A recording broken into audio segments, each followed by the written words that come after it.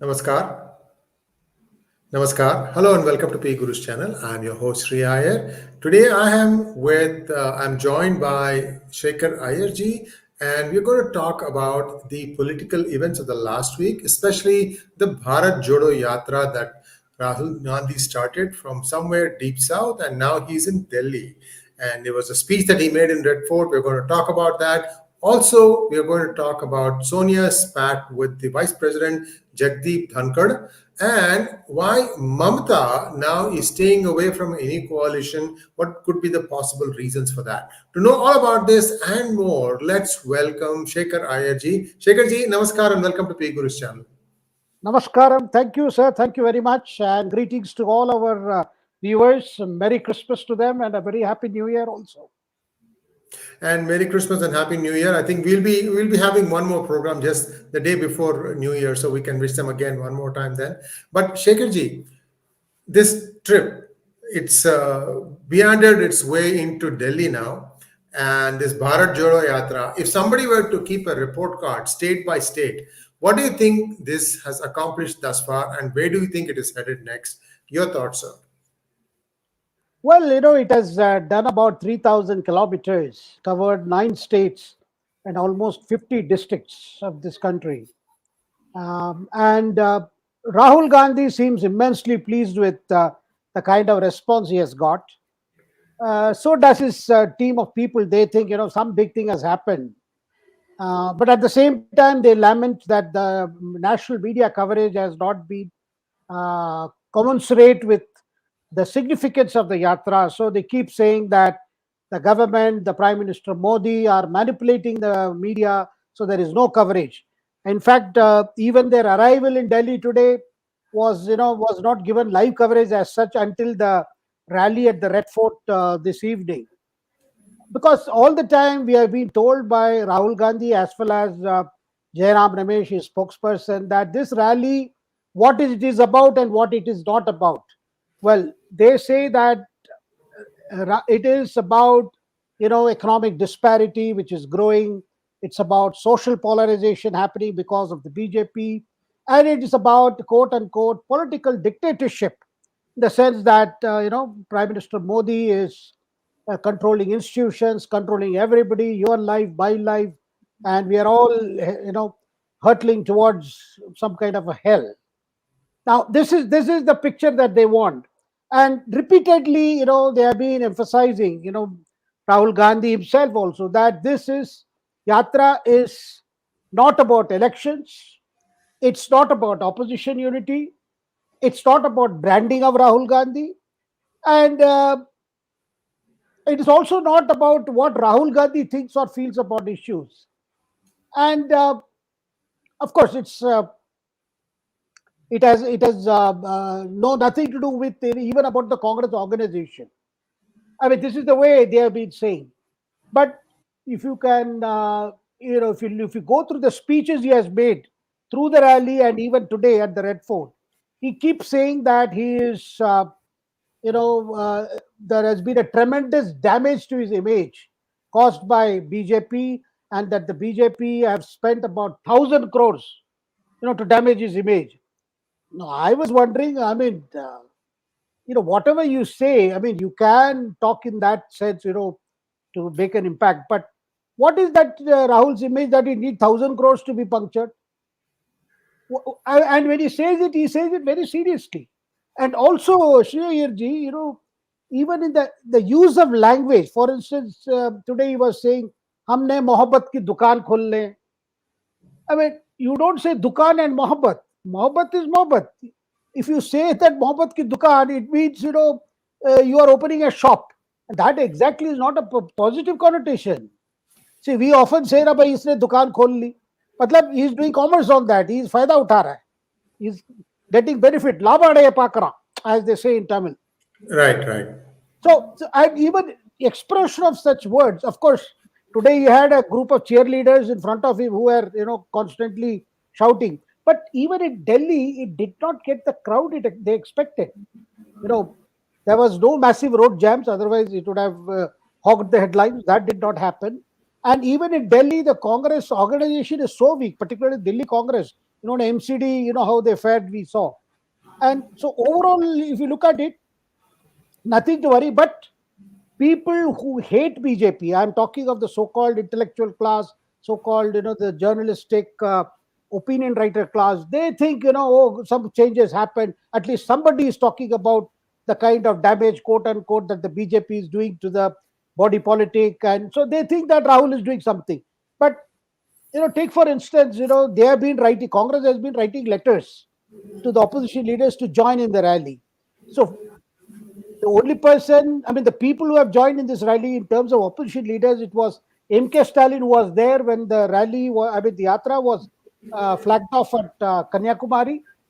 And here, just before it reached completed 100 days and reached Delhi, Kanimuri came, on the borders of Delhi, that is in Haryana, yeah, after Ballabgarh. And other than that, today you had Kamal Hassan, joining him at the Red Fort and then making his usual speech. Sir, the problem with Kamal Hassan, whether he speaks in Tamil or English, what he says and what he is trying to convey, you find there is a constipation of expression. And though there may be a diary of thoughts. So you can see that. So, that came out today also, because at one point I saw, Kamal Hassan saying, Kamal, तोड़ने के लिए नहीं, जोड़ने के लिए. And Mallikarjun Kharge looked at him, because Kamal here, it could be BJP also. From that stage, is he trying to give some message to BJP? तोड़ने के लिए. Then he said, Kamal is my name. I mean, it was quite hilarious as to what was happening. Anyway, Rahul Gandhi looks very determined, and then you had that public display of affection between mother and son. You saw him hugging her, and then Priyanka was there, of course, and Robert Vadra. See, we have often discussed this here in our channel, where we say that you can't take the family out of the Congress and you can't take Congress out of the family. But you can't also take out people like Robert Vadra and others, because they were also there today. So, so reminding us, look, this is it. If they were to get back power, these are the people who will again call shots. And ironically, today, I mean, as the Yatra entered Delhi, we saw the arrest of top former bank officials in the infamous loan scam, how the loans were given at that particular, it pertains to the period UPA was in power, 2009 to 2012, over which you have done a fantastic program today. Thank you. On the ICC thing. So, there is everything to remind us, look, this is it.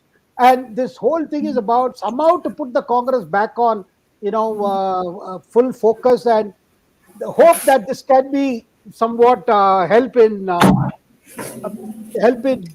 pushing or propelling the Congress to a point where it can be seen as an alternative to the BJP. Well, I love that expression, sir. Constipation of expression and diarrhea of thought. I mean, that's one for the ages. I was trying to note it down, but I'll remember it. And Shekharji, people always say, or at least Cho Ramaswamy used to call Kamal as an actor among intellectuals and an intellectual among actors. So everywhere there is confusion. And people shouldn't think of his as any political value. He still hasn't figured out what he wants to do. You have to remember that he has converted to Christianity. He's being propped up by Christian groups, among others. I wouldn't say they are the only ones doing it. In fact, the entire family, Maniratnam, Suhasini's father, everybody, as far as I know, are all Christian now. And I don't know what they have against the Iyengar faith. In fact, the Iyengars pride themselves as being more religious, more Sanatani than their counterpart Iyers. And this is one of those aberrations that we can use to beat them with. Anyway, that was just my 2 seconds of humor. Shekharji, on the ICICI, the 40,000 crores of bank loan was given to Videocon. That was for exploration of oil off the coast of Mozambique. Was Videocon ever involved in oil and gas exploration? So not to the best of my knowledge, because the The whole thing seemed to be, loans were given and the money was again plowed back into the fictitious firms owned by her husband. So you can see how Yeah, the yeah, whole yeah, thing yeah. was. That's why they were caught. But So the interesting thing is what happened to all the other money. There is this is just 3,900 crores out of the 40,000. There is 31,000 crores that is still at large. And what happened to that? And I wanted to add, I forgot to say in that monologue, Chidambaram is the only finance minister in my memory for India who ordered National Stock Exchange, that is Ravi Narayan, to restart trading after it had hit a trigger.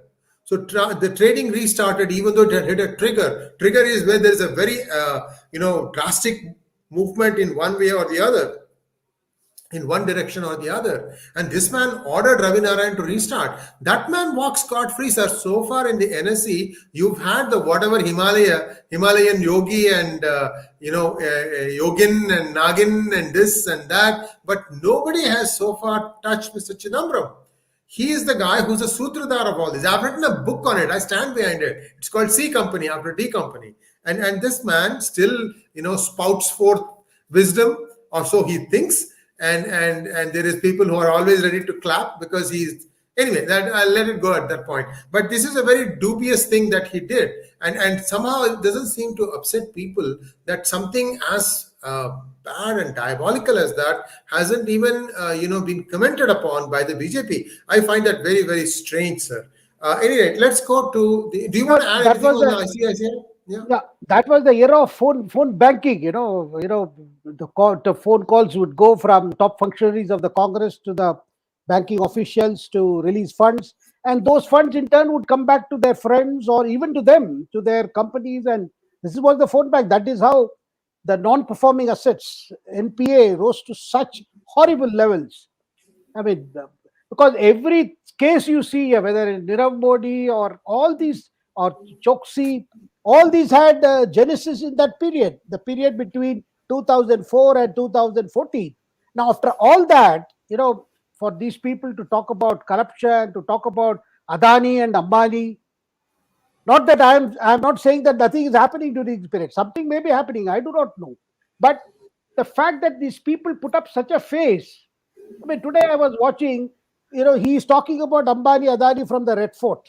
But his own chief minister, Rajasthan chief minister, Ashok Gehlot, has recently signed a deal with that firm for some projects in Rajasthan.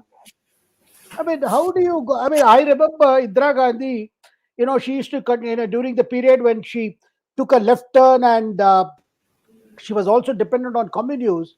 During that period, she would conclude almost all her public meetings, abusing three people. One was the Tatas, the Birlas, and of course the Americans. I mean, this was the standard. Before, I mean, it is the period when the so-called Garibi Hatao slogan was seen as one of the best Congress mantra. Well, somebody corrected me saying that it is constipation of ideas and diarrhea of words. I stand corrected. I think that sounds much more clearer than what I was trying to say. Let's move on. Shekharji, what is this latest spat of Sonia Gandhi with the Vice President Sri Jagdeep Dhankhar? Shreerji, on December 7th, Jaideep Jagdeep Dhankhar made his first speech, rather the maiden speech in the Rajya Sabha as a chairman, where he mentioned about this particularly how the Supreme Court's judgment had completely nullified an act of Parliament, a will of Parliament, the constitutional amendment which was done, and how it was ratified by 19 states. That was with one stroke, the NJC was completely, thrown to the dustbin. So he said, look, Parliament is an important pillar of our constitutional scheme of things, just as judiciary and the executive is. And why no word was spoken then? Nobody has talked about it. Everything was accepted. He said it from inside the house. He said, this is how I feel about it. That was a December 7th speech, which Sonia, used it on December 21st to say that this government has set upon some constitutional functionaries, those who are holding constitutional offices, to delegitimize the judiciary. These are the words. So Jagdeep Dhankhar took objection to this, saying that how can you say that constitutional functionaries? It doesn't refer to me, and I don't belong to this side or that side. Even to assume that I will carry out an agenda of the government, and he himself he has been practicing as a Supreme Court lawyer, before he entered full time in politics, and he was a Lok Sabha member for 2 years. So this is how. And since it came or followed or preceded, the law minister Kiran Rijiju's, remarks that the system of selection of judges is opaque, and in turn, some of the judges of the Supreme Court also reacted. So there has been a lot of, I would say, public display of disagreement between the judiciary and the government on this matter. So, that apart, well, you see, the narrative that Sonia Gandhi was trying to, force upon all of us was this, that some, sinister attempt is being made to, dilute some provisions of the constitution, dilute the importance of the judiciary. So to which he reacted strongly. He says, how can I not react? If I don't react, I'll be failing my duty because somebody is publicly questioning, or not only questioning, creating a huge doubt as to the efficacy of these institutions and the people holding such offices. Yes, indeed. And Shekharji, I'm going to remind me after I ask the next question to come back to NJAC versus the collegium. I want to talk to you a little bit about that. Next thing is Mamata staying away from Congress, in fact, staying away from any coalition at this point of time. And before I hand over the baton to you, Shekharji, viewers, please like this video. And also, please subscribe if you have not already done so. We have seen that about 60% of the viewers of PGurus are subscribers, but the other 40% have still not subscribed. Please make it easy on yourself. Subscribe so that anytime a new video comes, you will get notification, and you can choose to ignore it if you have something else to do. So that's fine. So let's go back to this. What is Mamata's game plan, Shekharji? Shreyarji, something interesting happened, 2 days ago. Rahul Gandhi wrote to, 𝙒𝙗𝙤𝙤 Bandyopadhyay, who is the parliamentary party leader of the Trinamool Congress, saying that, his party should join this Bharat Jodo Yatra when it enters Delhi. And 𝙒𝙗 promptly referred the matter to his boss, that is Mamata Bandyopadhyay or Mamata Banerjee. And Mamata made it very clear, we are not getting into this. So 𝙒𝙗 promptly wrote back saying that, look, all of us are busy with our constituency work, we are not going to join. Which means the signal is very clear from Mamata to the Congress that she is not going to be part of anything, in which Rahul is going to be involved, or Rahul is the star of the show. So that message shows, and this coincides, or this follows or precedes, I would say, because first you had two meetings between Mamata Banerjee and Prime Minister Modi. During the first meeting, which happened sometime in September, what we saw was from the central government side, the Prime Minister is supposed to have conveyed to a look, some of the central schemes are not being implemented as per the guidelines of the center. And number two, that is the reason why central funds have been stopped to West Bengal. Because Mamata has been using many of the central funds, or even changing the name of the central schemes to make it as if it is her program or party's program. But since they were not following the guidelines, central government stopped sending the funds, because normally the money is said, when you use it, it doesn't come in one go. You spend it in parts, and you send what is called the utilization certificate. So since it was not coming, and first time, Mamata, all these years she has ignored central guidelines, central communication in this, went back to Kolkata, called all a district magistrate and told them to follow the guideline, whether it is Prime Minister Awas Yojana, whether it is Jal Jeevan Mission, whatever it is, you just follow the guidelines. And for the first of the thing, the funds have started moving now. So Mamata is, and you heard her in the assembly a few days ago, where she said, I don't blame, for whatever is happening against us, for the investigation by central agencies against our leaders or against me or my family is nothing to do with Prime Minister Modi. He is not, that's not under him. And she was attempting to absolve Modi of any wrongdoing against her, which was again seen as, another expression of an olive branch.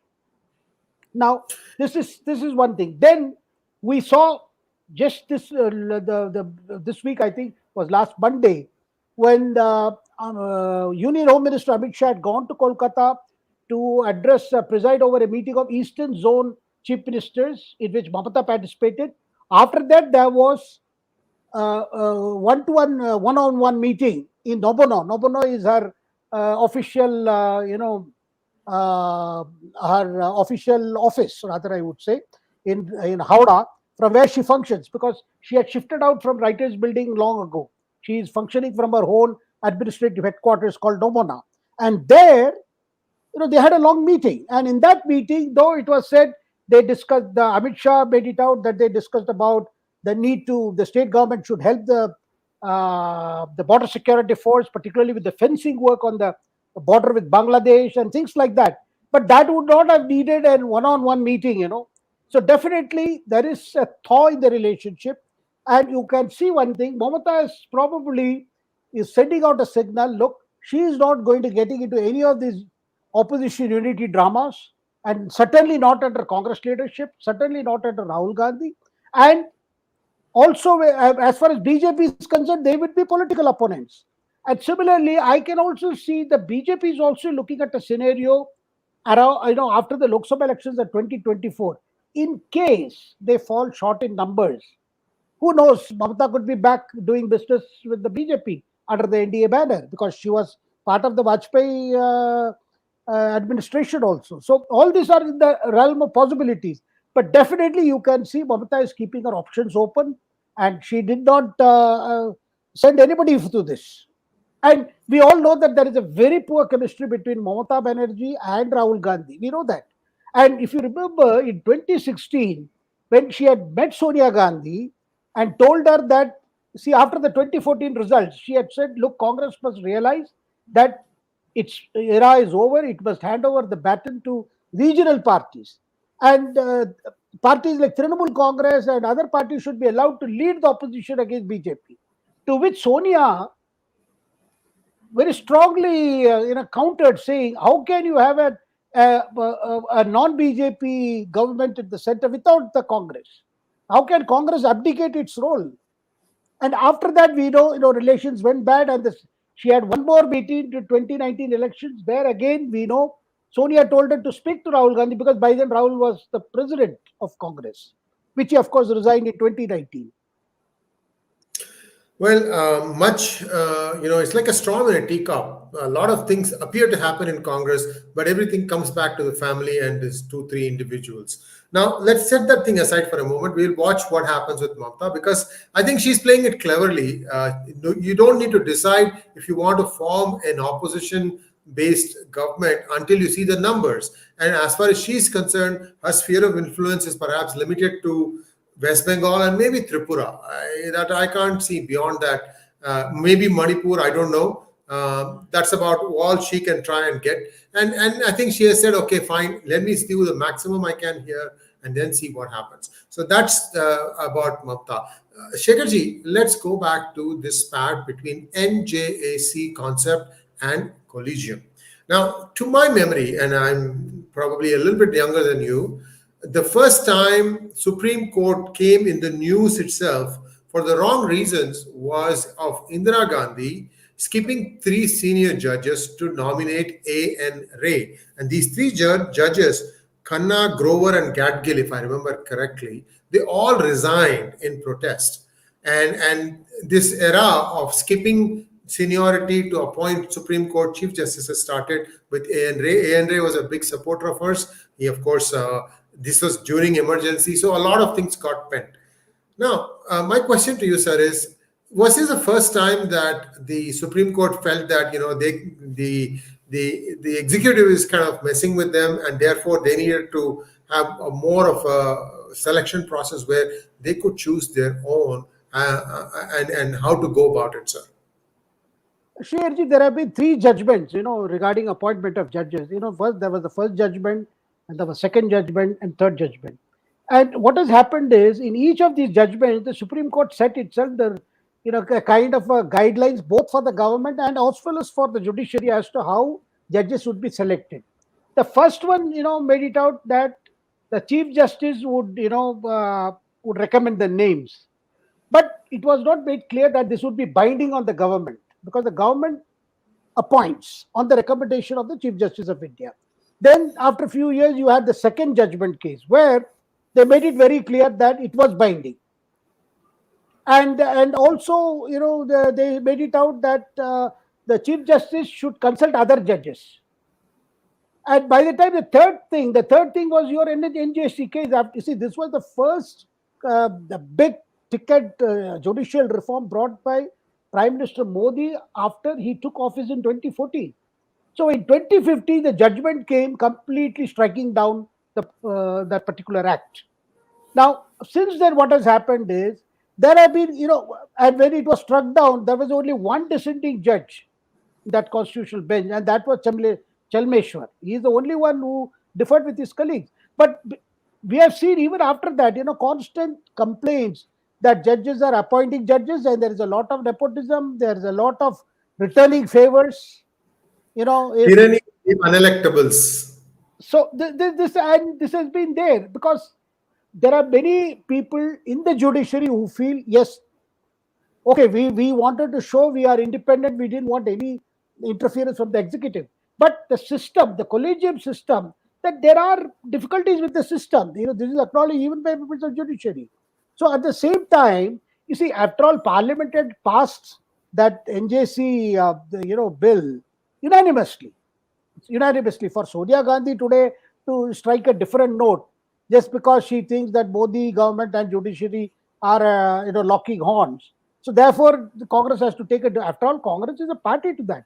But what is happening, sir, now with the Supreme Court is very unhappy that the government delays acting on its recommendation. Now, from the law minister, we have heard saying that, look, the system remains opaque. Because of this character of this kind of decision making, there is difficulty because these names are vetted by the government, they get IB report, then they are again revert back, and Collegium insists that these people must be appointed. Now, Supreme Court also made it clear, the two observations that were recently made after the debate started by Kiran Rijiju's remarks, that look, this is a judgment of the day. This stands. So nobody should be making statement questioning this. This amount to, tantamount to challenging the Supreme Court. They have made it clear. But I believe, sir, there could be a lot of background consultations between the judiciary and the government. Maybe a way can be found, either the government files a review petition on that rejection of NJC Act, or it is possible a new bill is brought, and before the new bill is brought, there is a lot of consultations with the judiciary and with other, jurists and other experts, retired chief justices, so that some way is found. Because as it stands today, because nobody wants a confrontation, the government would not like to appear that it is challenging the authority of the Supreme Court. And similarly, Supreme Court also realizes the public perception regarding the appointment of judges, and people who are in the are part of the system in the bar and in the those who are the legal profession, they also feel, look, there is some kind of way the things are done. It does leave a lot of things to be decided. It is not such a transparent system. I mean, this is there. But while this is happening, Collegium will continue to recommend names. And some of the names the government may have difficulty in appointing. So this is going to be, but at the same time, I think the Supreme Court is also firm that, it wants to draw a 𝙤𝙬𝙤𝙁. Look, you cannot be keep questioning, and particularly those who are in position, like law minister, should not be speaking like this.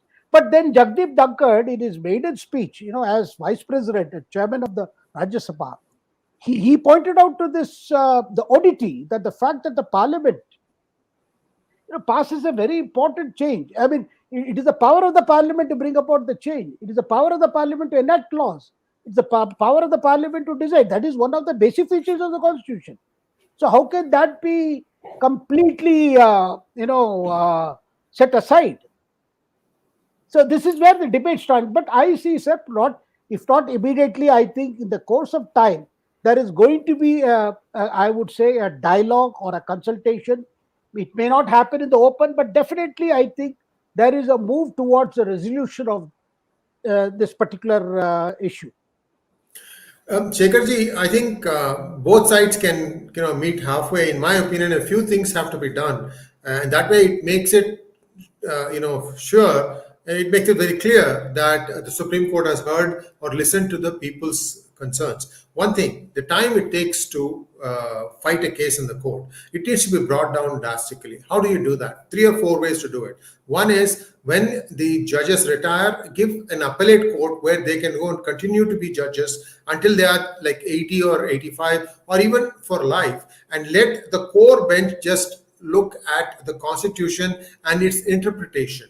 That way, what happens is that there is a fair amount of judiciary available to try the cases at the apex court level. Second thing, now people can argue endlessly. What the courts can say is 20 minutes, that's it. That's how the United States is. It doesn't matter whether you are defending the president or the smallest person on earth. You're only 20 minutes to make your case. And once a case starts, then that case, until it is finished, will have a slot every day in the calendar. And fourth, court has to work throughout the year. There is no respite. Nobody else gets that kind of a respite. They have to figure out a way to have rotating vacations or something like that for individual judges, but they have to work throughout the year. This thing cannot go on for taking such big breaks. I mean, the normal man doesn't do it. The common man isn't doing it. I want that the Supreme Court justices understand that you need to be one of the people whom you are judging for. And I think these things will go a long way in making the people also appreciate that the Supreme Court judges are also listening to what they're saying. I hope they're listening, and I hope that something good comes out of it. I think that's all I had to say, Shekharji. And now let's take some questions. Akash S. Will Congress win Karnataka election and the 2024 elections? Well, Akash ji, there is a big if, I would say. I mean, either the BJP messes it up big time, then Congress could probably win easily, or the Congress is able to put its house in order, and 𝙒𝙗𝙗𝙗 and 𝗣𝗚𝘂𝗍𝙗𝘀, the two tall leaders of the Congress, are able to reach some kind of an understanding. And thirdly, sir, this is a prestige election for Mallikarjun Kharge. And he has been saying that as Congress president, he would like to see the Congress win there. There are a lot of issues favoring the Congress for them to win this election. But then there are several other factors at work. Now you have three. The other day, the G. Parameshwara, who is a Dalit leader, he has also thrown his hat in the ring, saying that at least I hope this time a Dalit is made a chief minister. So this race is there. On the other hand, the BJP is going to fight this election very strongly. Of course, there are problems. The one problem is huge anti-incumbency factor involving the MLAs as well as ministers. And but at the same time, there are certain issues on which I feel that BJP gets to get benefit, and because the Karnataka doesn't, as a whole state, doesn't vote on a particular pattern. There are different regions, and each region, some issues play out, some issues don't. But nevertheless, it's going to be very, very interesting battle, and there is a huge traction for Prime Minister Modi. So you're going to see Modi getting into a full-time campaign in Karnataka. That will be a major advantage for BJP. But in the meantime, they will have to sort out how they are going to utilize the services of Yediyurappa and what will be the role for his son, because that's a major issue, as well as how to deal with people, seniors like Ishwarappa, and there are characters like Jarkioli, and also, sir, I think the bigger problem is, will BJP dare to adopt the Gujarat model in the sense of denying tickets to all these old people and bring new faces? If they were to do that, probably a lot of those anti-incumbency baggage could be shed. Absolutely, and somebody corrected me, Venki Komandor, that Mani Ratnam is actually an Iyer, and I stand corrected. You are right. Ratnam Iyer is a famous name in Tamil cinema, and Mani Ratnam is his second son. Thank you so much for that, and let's move on. Next question is from Chaitanya Tatli. What was the electoral bonds controversy? This is about the fact that when the NDA government brought electoral bonds, the name of the donor, the person who is purchasing those bonds, has been kept confidential. So the whole thing is that the person who is contributing to the any political party should be the open. You purchase a bond and gives it to the party, and party in turn, when it requires, encashes it. And banks have a particular window, particularly before the elections, where political parties can go and encash it. Now, when the amendment was brought, there was this talk that if you are talking of transparency, I'd let the donor and the receiver, let that be known to people who is donating to whom. But the argument that was given, I think, and other parties also accepted this argument in parliament, which is that the donor would not like to publicize himself because he fears retribution. That if he has made contribution to an ex-political party, and in the event of a Y party coming to power, then he could face problems for contributing to that particular party. And already, what the opposition parties are currently saying is they are not getting enough money from the corporate world, or because they fear that the Modi government would get after them if they are seen contributing to the opposition party. But sir, we know those big donors who contribute to parties, they give it to all parties. If you look at way the Tata Trust gives funds or any other big, they give money to everybody. But at the same time, the ruling party, just as Congress benefited from huge donations from industrialists and other groups when it was in power, today BJP is beneficiary. And second part is, sir, the Congress collection of funds, there is a difference. Congress leaders never encouraged contribution directly to the party. They preferred receiving it themselves, so that it also gave them a clout in the party, in deciding tickets for themselves or for their supporters. And they had that leverage in terms of how much financial resources they can contribute. So this is there. But in the BJP, if you see, right from a long time, they have been encouraging contribution to the party, because they already, under Kushabhav Thackeray, they had a scheme where every member of the party, any primary member, whoever joins the BJP, makes some contribution every month. It can be, it was some kind of a recurring fixed deposit. This was a scheme that was thought of. So, but I think this question is, the debate is on, should not the donor and the receiver be known to all of us? Why should there be secrecy about the bonds? Of course, what is claimed is the bank will know who bought the bond, our income tax officials, they can know who bought the bond. But this is an information which the government of the day could use against the political opponents or the people who are giving their political opponents resources. This is the basic debate which has been going on regarding electoral bonds. Shekharji, the Congress party could have also used the same electoral bonds. It wasn't like it was only for BJP, isn't it? Yeah, of course, they also receive in bonds, which they also encash. But then, if you are, sir, political parties are, the political parties will have to function like, companies. The politics is like a stock exchange.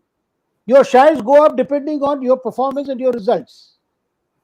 Naturally, no, if you are not performing well electorally, it is very difficult to attract funds from, from the people who are willing to make those contributions. This is the principal problem. And the tendency is think that probably, that this government is screwing them or creating problems for them, or is bringing pressure on them as to not to make the contribution.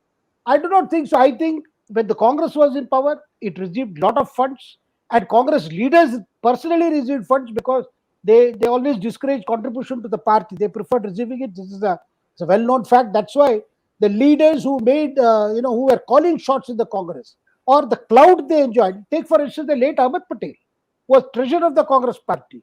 Before that, Sitaram Kesari was there, or Rajini Patel, if you remember, the legendary Congress leaders who were powerful and influential because they were the ones who dealt with the the captains of the industry when it comes to mobilization for the party.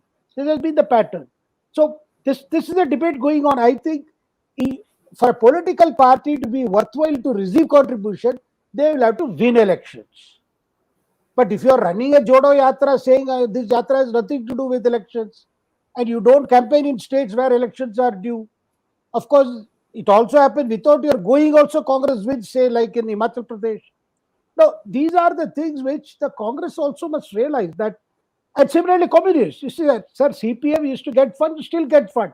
Probably the Kerala unit of CPM must be getting lot of funds from the industry people, they must be contributing to them. I mean, because there it's a ruling party there. But nationally, the CPM, CPI do not get so much of attention from the donors. Yes, indeed. And I'm reminded of Sitaram Kesri ji's "Na khata na bahi, main jo kahe wahi sahi." So that was his answer to when somebody asked him about how much money was received for the party. And let's go on to the next question. Gaurav Chaudhary wants to know 31% vote share of BJP in Chennai Municipal Corporation in 2022. Can it help? Can Chennai help in 2024 election to the BJP to win 1 to 2 seats? I think 1 or 2 seats is doable for the BJP given the current mood in Tamil Nadu and the way the BJP is working at it under the leadership of Annamalai. And he has been touring different parts of the state. He has been constantly interacting with different sections of people. I mean, this is quite doable. I mean, it was also there. But the question is, I think the big call has to be taken as to will BJP finally decide to go it alone? Because one sees, from the ADMK, particularly those leaders backing Edappadi Palaniswamy, the EPS faction, they don't seem to be very keen on an alliance with BJP as of now. They feel that probably the alliance with BJP affected their performance in the 2021 assembly elections because of they fear that they feel that they lost minority votes because of the BJP. But BJP has been filling up that opposition space. That is why the kind of reactions you see in DMK and as well as the ruling DMK as well as ADMK. And so one more thing, between now and 24 and thereafter, we do not know what changes are going to occur at the national level and in terms of alliances. Because, of course, Congress alliance with the DMK is for good. But then Congress is increasingly losing its bargaining power at the DMK. We have seen it, they have to depend on the small mercies of DMK to, get the number of seats that they need. At this time, I'm sure in the Lok Sabha elections, DMK is going to be a hard taskmaster because they would not like to waste seats on Congress unless the Congress, comes to have some shape in Tamil Nadu. Because purely giving away seats for the sake of alliance, I think that's not going to happen this time. Yes, indeed. And some, not still forming polls are saying that the BJP will get at least 7 Lok Sabha seats in Tamil Nadu, which is a very good start. But this is assuming no coalition with ADMK on its own steam. They expect BJP to get at least 7 seats. This is 𝗣𝙑𝙬 Sriram's prediction, and I'm going to have him join us shortly to explain how and where he sees strength for the BJP. Next question. Arakot 123 wants to know, do you see the center promising any big ticket infra projects for southern India to woo the voters? A number of projects have already been announced and they are under implementation. And you have seen Prime Minister visiting Karnataka, Telangana, and even Tamil Nadu, inaugurating projects or laying foundation stone. So this is an ongoing thing. And also the fact that, the defense corridor, particularly Tamil Nadu, on which the work has started, and that's going to be a big thing. And the development of a new airport in Chennai, a second airport for Chennai. That is also a big thing which is going to happen, and in which the state government is also a key participant. They are supposed to make the land available, and it's a kind of a futuristic project in the sense it's looking at the traffic growth, passenger traffic growth in the years to come, and prepare for that kind of infra push to handle that traffic. So you are seeing a lot of investments coming there. It's going on. And Prime Minister in particular, whether it is Kerala or Andhra, Telangana, even he tells the chief ministers Our politics apart, let us push for infrastructure. Let us push for development of highways, rail connectivity. Now, you see, even this symbolic inauguration of Vande Bharat trains. These are indigenously designed, produced trains, which are supposed to be semi-speed trains, but they make a qualitative change in the ease of rail travel, because this is something the Prime Minister had promised in 2014 election. He says railways, traveling by train should not be a trauma. We all have grown up, traveling in trains where it was virtually a trauma. I remember in Kolkata, sir, in order to book a ticket from Howrah to Madras, then people who wake up at 4 a.m. and stand in queue at that fairly place, because that was where the Southeastern Railway booking window was there, and it would open around 8, and people will come there and stand in the queue. Some people will sleep overnight so that by the time the window opens, they are able to buy the tickets before the quota is exhausted. I mean, we have seen those era. The whole idea is, but the idea is, I mean, what is happening in the railways, sir? Because you need a lot of money to invest in rolling stock, upgradation of signal technology, and then as well as tracks. I mean, these are big things happening. And bullet train, because of the this Mahavikas Aghadi government, they didn't allow anything to happen there. But on the Gujarat side, things have been moving fast. Of course, because of the delay now that has been extended to, the timeline is now at least by 2026. The Gujarat part of the bullet train would be will be launched. We had Japanese top officials visiting the project site a few days ago to see the progress of what is happening there. And incidentally, after the fall of Uddhav Thackeray government and Eknath Shinde, Devendra Fadnavis government, the whole idea of clearing the land, already it was cleared before, but again, Uddhav Thackeray government had put spokes. And sir, this cynical view, do we need a bullet train? Do we need this? Do we need a... Sir, this is... Otherwise, you never had... I mean, this is the kind of argument, you can never have a Shatabdi, or you can never have even a Rajdhani. I mean, you have never had all these.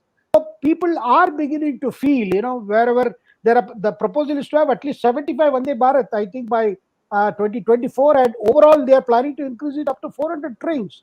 As our production capacity, ICF, Integral Coach Factory, are able to match the demands.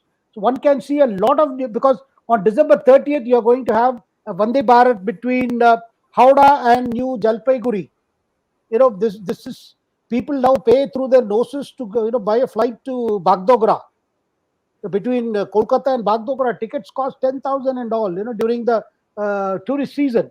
Now, with this launch of this Vande Bharat, things are going to change dramatically, and people are happy traveling by these trains, and it's an experience. Yes, indeed. And we are not going to take any more questions. And this is the last question that we are going to do. Before we go to that question about big infra projects, I did some research when I was working on looking at why the YSL, that is Yamuna Satluj Link Canal, has been stalled. It has been stalled from the Punjab side. I also looked up Polavaram project. Now, in Polavaram project, the site of the dam was at one place, then they moved it up a little bit, because then what happens is the dam is now at a place where the Godavari descends from hills to the plains, so that you can use, first of all, it is narrower there. Damming makes it a little bit easier. Second of all, you can do hydroelectric power generation there. And third of all, from there, they can have a link canal from Godavari to Krishna. Godavari is more perennial than Krishna. And then from Krishna down to Penna, and from Penna down to Chennai. So that is the idea that was floated when Polavaram was sanctioned originally. And this, if they can pull it off, this would be a major deal, because Chennai is going to need a lot of water. The Sembarambakam, which is the main source of water for Chennai, it doesn't hold much water. It needs constant rains, but again, rains have to come, stop, and then start at a regular pace. It's like Chennai dictates what the weather pattern should be. So it's a little difficult for that to happen. So I'm hoping that Polavaram thing happens the right way, so that everybody benefits. Right now, the water is flowing into the sea. Next question, please. Mr. Lee, this is the last question. What is the status on the amendment to the Electricity Act 2003? Will the BJP manage to finally implement One Nation, One Grid? Well, this is one of the important core areas of reforms. But already what we are seeing is, sir, the speed in which some of the states undertook reforms in electricity distribution has now been stalled by this freebie culture that has come into being come into existence, and with this advent of parties like Aam Aadmi Party and even other, there is a constant pressure to say that in the, you know, our farmers cannot afford it, our poor people cannot afford it, and this is politically it has become problem, and I don't see next 1 year when elections, this is going to be the election year 2023. You will have parliament elections in early 2024. So this is one area I do not know how the BJP is going to further push for reforms in this sector, because it has become a political challenge with parties promising freebies, and also the discom companies will have to be paid by the government, and the government can the discom companies can realize their dues only if there is realization of the electricity tariff. Without that, it's going to be a problem, and already some states are facing problem, whether it is Punjab, yeah, whether it is Maharashtra. Of course, in Uttar Pradesh, has done a lot of work in this regard. So ultimately, this is a goal in which the Prime Minister would never would like to go back. But it is going to wait for some time, I feel, till the elections get over in 2024. I apologize that we could not take all the questions. So we have to stay within a certain limit in terms of time, and that's why this winding down of this program. Some of you asked about Annamalai. We covered a fair amount of ground in our discussion with Delhi R. Rajagopalan just a few days ago. Take a look at that, especially about where his Padayatra is going to start. It is supposed to start on Tamil New Year's Day from Madurai and wind up in Chennai. A lot of chief ministers, Prime Minister, Home Minister, everybody is going to be is expected to attend it in different stages. So we'll have to wait and see how that plays out. And Shekharji, thanks always, as always. Thank you so much, sir. You are a fount of information, and many people say that, and I agree also with them, that you're very objective about it. You don't take sides, you just see it and you say it the way you see it. Thanks once again, sir. Please, viewers, do like, share, and subscribe to our channel, and don't forget to click on the bell button for notifications. Namaskar, sir. Thank you very much, sir. Thank you.